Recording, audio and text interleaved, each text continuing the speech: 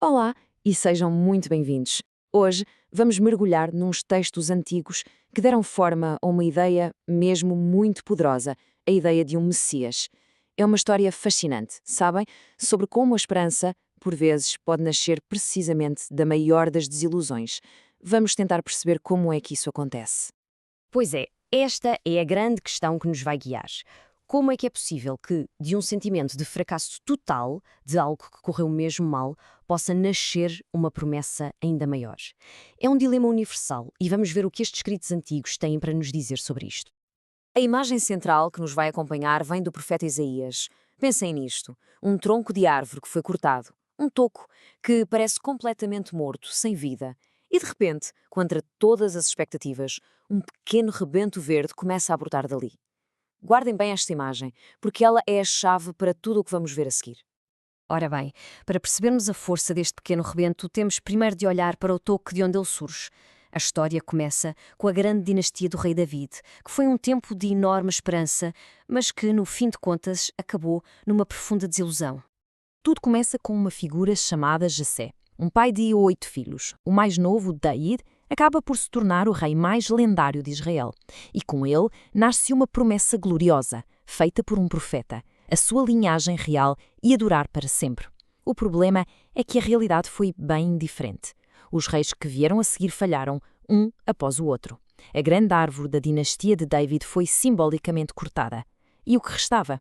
Apenas um toco sem vida e a sensação de uma promessa quebrada. E é precisamente aqui, no meio desta desilusão, que acontece algo notável.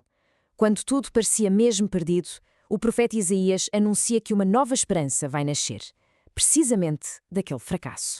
Esta é a frase-chave de tudo. Reparem bem, Isaías não fala em remendar a árvore antiga. Ele fala de algo completamente novo que brota das raízes de Jessé, o pai de David. É uma reviravolta poética fantástica. A esperança não vem da glória dos reis, mas da origem humilde, daquele toco que toda a gente já julgava morto. E esta nova esperança foi tão forte que até mudou o significado da palavra Messias. Originalmente, Messias significava apenas um ungido. Qualquer rei que fosse consagrado com óleo, fosse ele bom ou mau.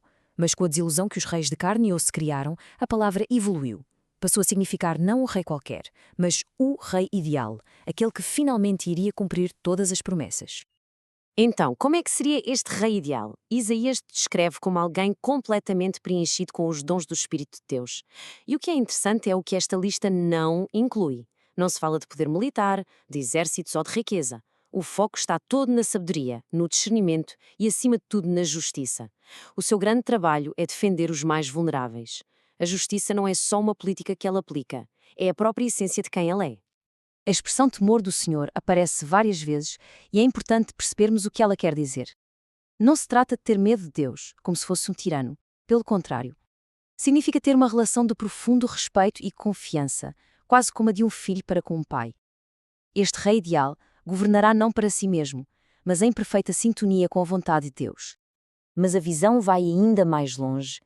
O governo deste rei não se limita à justiça social.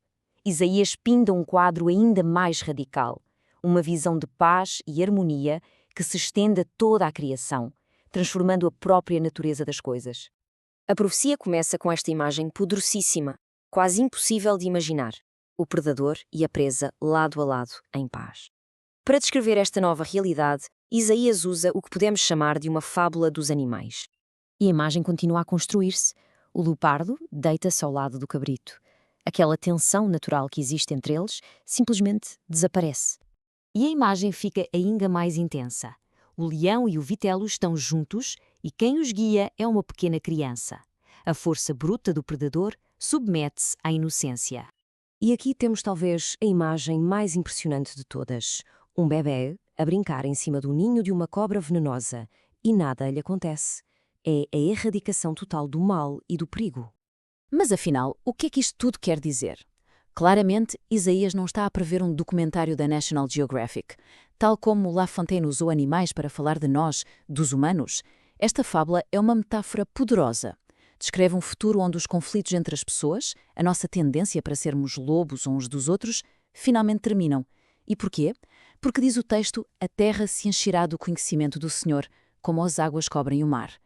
A paz, segundo esta visão, nasce do conhecimento de Deus. Uma questão que pode surgir é: mas esta promessa era só para um povo? Os textos são bastante claros.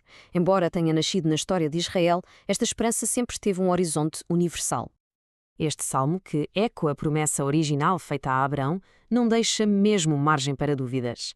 A bênção trazida por este rei messiânico destina-se a todas as famílias da terra.